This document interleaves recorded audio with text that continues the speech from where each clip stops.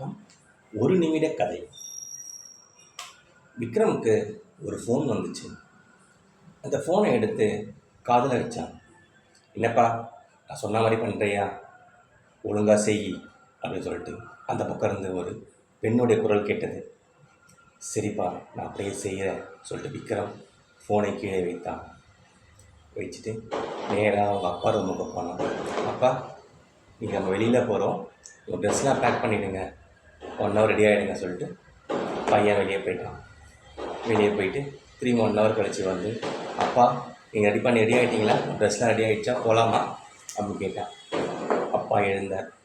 எழுந்து தன்னுடைய அம்மாவுக்கு சொல்லிட்டு வரேன்ப்பா சொல்லிவிட்டு அந்த பக்கத்தில் இருக்கிற ரூமுக்கு போனார்.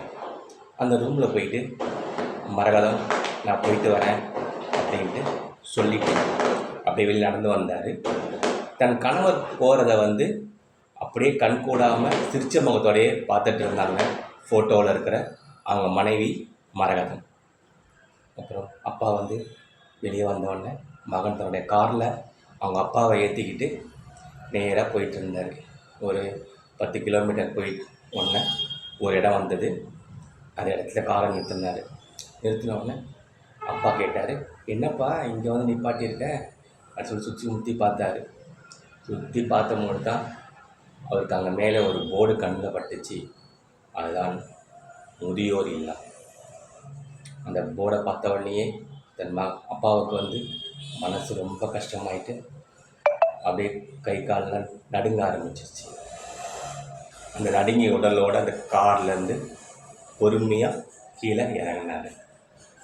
மகன் தன் அப்பாவோட கையை பிடிச்சிக்கிட்டு அப்படியே கூட்டின்னு போய் என்ன பண்ணார், அந்த முதியோர் இல்லத்தில் பேசிட்டு அந்த முதியோர் இல்லத்தை விட்டுட்டு வந்துடுறாரு. அப்போது அவர் வெளியில் வரும்பொழுது அந்த மகனுக்கு ஒரு சின்ன ஆசை, தன் அப்பா திரும்பி பார்க்கணும்னு சொல்லிட்டு. திரும்பி பார்க்கும்பொழுது அவங்க அப்பா வேகமாக, அதாவது தள்ளாடி வேகமாக வராரு. அதே டைமில் அவரால் வர முடியல. அந்த வயது முதிர்வு காரணமாக தள்ளாடி வந்துட்டுருக்காரு. அப்போ அங்கே இருக்கிற அந்த முதியோர் இல்லத்தில் இருக்கிறவருடைய காவலாளிகள் அவரை பிடிச்சி நிறுத்துகிறாங்க, கேட்டை சாத்துறாங்க. இந்த காட்சிகளை பார்க்கும்பொழுது மகனுக்கு சின்ன வயசில் ஞாபகம் வருது. சின்ன வயசில் அவங்க அப்பா அவனை எடுத்துன்னு போய் ஸ்கூலில் விடும்பொழுது அந்த குழந்தை அவங்க அப்பாவை விட்டுட்டு வெளியே வரும்போது அவங்க அப்பாவை தேடி இந்த பையன் சின்ன வயசில் ஓடின ஒரு ஞாபகம், பழைய ஞாபகம் அவனுக்கு வருது. எப்படி அவன் சின்ன வயசில் வேகமாக தட்டி தடுமாறி அவன் அப்பாவை ஓடி வரும்பொழுது டீச்சர்ஸ் எல்லாம் அவனை பிடிச்சி இது பண்ணாங்களோ, இவன் அப்பான்னு கத்தனானோ, அதே மாதிரி இப்போ வயசான அப்புறம் அவங்க அப்பாவுடைய நடை உடை அவர் மகனை தேடி ஓடி வரா மாதிரி இருந்துச்சு. அந்த விஷயத்தை பார்த்த உடனே அவனுக்கு அப்படியே பழைய ஞாபகத்தில் முழுகிடுறான். அவனைக்குமே அறியாமல் கண்கள் கலங்குகிறது. அந்த சமயத்தில் முதியோர் இல்ல காவலாளிகள் கதவை சாத்திட்டு அவங்க அப்பாவை பிடிச்சி உள்ளே எடுத்துன்னு போகிறாங்க. இந்த காட்சியை பார்த்தோன்னா அவன் மனசுக்கு உடனே பொறுக்கலை. அப்படியே வேகமாக போகிறான். எப்படி அவங்க அப்பா தன்னை ஸ்கூல்லேருந்து திரும்பி கூட்டின்னு வந்தாரோ சமாதானப்படுத்தி, அதே மாதிரி என்ன பண்ணுறான், வேகமாக போயிட்டு அந்த காவலையெல்லாம் தடுத்துட்டு அவங்க அப்பாவுடைய கையை பிடிச்சி கூட்டின்னு வரான்.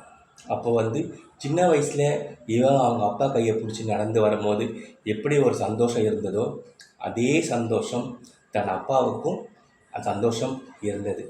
மெல்ல மெல்ல தட்டி அவங்க அப்பா அந்த வயது முதிர்வு காரணமாக நடந்து வருகின்றார். இப்போது சின்ன பையன் குழந்தையில தத்தி நடப்பான், வயது முதிர்வும் அந்த குழந்தையுடைய அந்த நடை வந்துடுது. அப்படி நடந்து கொண்டு இருக்கும்போது காரை நோக்கி வந்துட்டுருக்காங்க. அப்போது காரில் போய் நிற்கும் பொழுது மறுபடியும் ஃபோன் வருது. அந்த ஃபோனை எடுத்து விக்ரம் காதில் வைக்கிறான்.